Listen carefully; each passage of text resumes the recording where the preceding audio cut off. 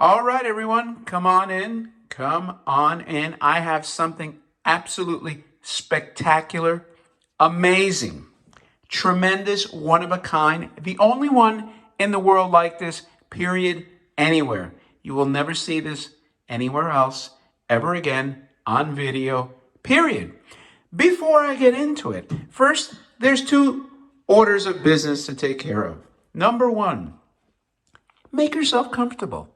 Slide into that nice chair of yours. Swirl it around. Adjust your back. Make sure you have proper lumbar support.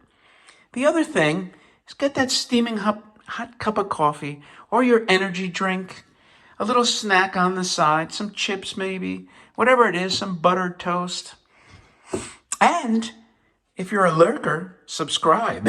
That's technically three things, but really two and a half. I mixed a few of them together. Anyway, with that out of the way, yes, if you're wondering, does his voice sound a little different? It does. You know, I have this gag microphone, and I bought it because it was supposed to have a robot tone. And you heard it on that little short I did where I said, robot, robot, robot.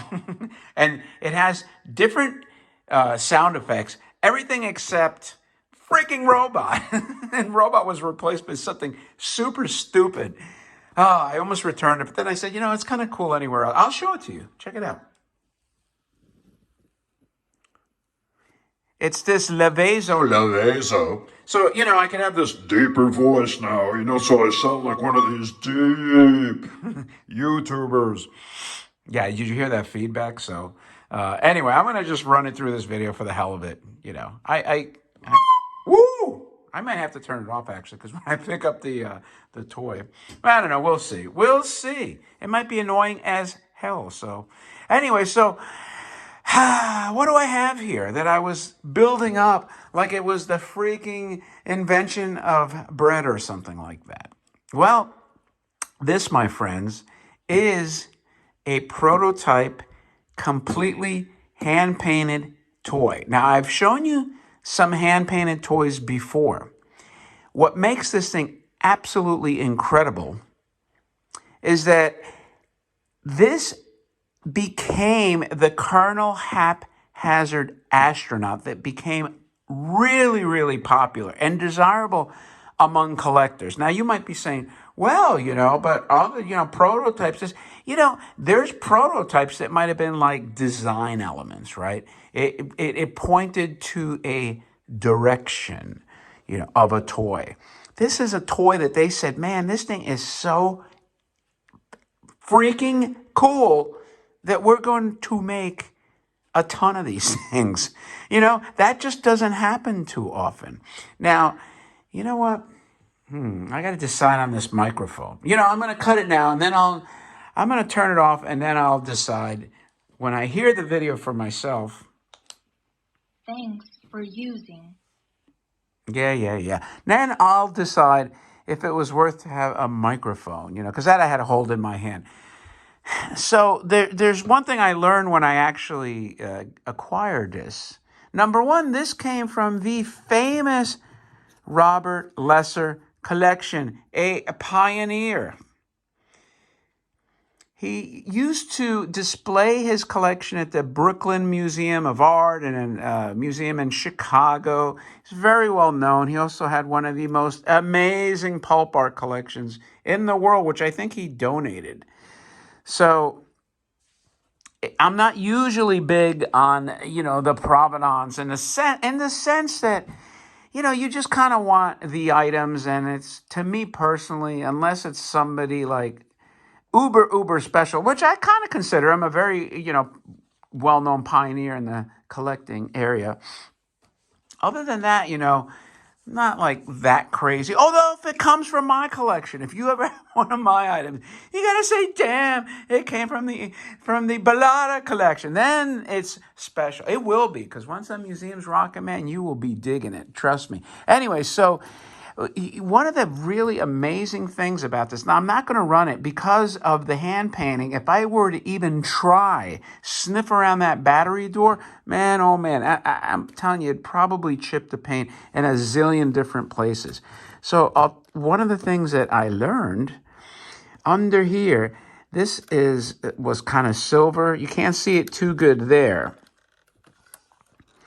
But over there, what does that tell me? It told me that I didn't realize that this was based off the high bouncer Moon Scout. Now, you might say, well, of course, they're the same toys. No, I mean that like the high bouncer came first, and then they were sitting there like, what else could we do besides a high bouncer? How can we cheapen it? We don't want to make a door that opens up and shoots balls because that was probably expensive, They were able to like ditch that entire mechanism. That is a total cost saving when you think about it. But they're like, but we got to make this freaking thing cool, So they said, let's do NASA. Now, again, this is all hand painted. The face is especially amazing. Look at that. Now, I've shown you some prototypes before. See if we get in close there. Isn't that the coolest freaking thing? So it's like an art piece, basically. Look, he even has like, either it's a mic or breather tube. And thank God the visor doesn't really like mess with the paint, like chip it or flake it. And he's got his original antenna too up here, which ironically most of the real toys don't even have. So this NASA logo with the stars and everything. Now I do have the flash on in the camera because it's just dark, so you get some glare. But this, again, it's all hand painted, and the door is sealed. All this is hand painted. How freaking cool is that? And they made thousands and thousands of haphazards. This became a kick-ass toy. Now, the funny thing is this could really work, but what I'm saying is it's so sticky. I just don't want to take a chance to force this door open because at the end of the day, what are you going to see? You're going to see, the functions similar to a haphazard, and you can see those anywhere. And you can see like how hand painting starts to chip, so you really don't want to mess with it too much. Even all this is hand painted, the legs, just absolutely brilliant execution here. So now this setup here, again, worked well to have this on the desk. That's why I said, for a couple of videos, I can get away with like doing it with this type of background because these toys don't really have to do much, or like the wind-ups that go slow. They don't really go very many places. I'm going to put it in a way that the glare is minimal so we can enjoy the NASA logo at least. There we go. But anyway, oh my God, I forgot the coolest part of the whole freaking toy. Under here, this tag is an original tag, okay? I've already had it deciphered by somebody that reads Japanese and kanji on Facebook, and he told me the names of the people. This was identified, I believe, as 1967. This tag is in a toy museum. Similar tags are in a toy museum in Japan. This indicates like BO, BO for battery operated. It has the actual maker's names. These numbers correspond with the cataloging, the archive information that confirms that this is an authentic prototype.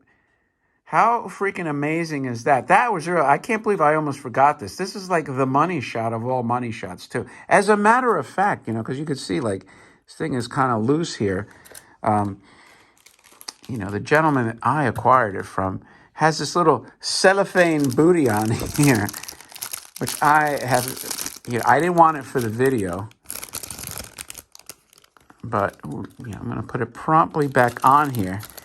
Because, quite frankly, you don't want that tag to fall off. That tag is almost as important as the toy itself. So we're going to stick that on there.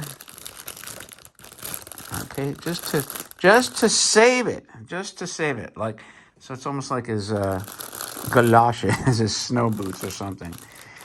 Anyway, that is your incredibly rare, I believe 1967 was the Showa date, Colonel Haphazard prototype. Now, the toy itself, I believe, was Marx. I don't know if it was also Marx and Lime Bar, but definitely Marx. That's how it was branded anyway. And that's it, man. What do you think? I think it's cool as heck. If you like this kind of stuff, man, do me a favor, thumb up the video, leave a remark. Tell me what you think. Do you think prototypes are cool?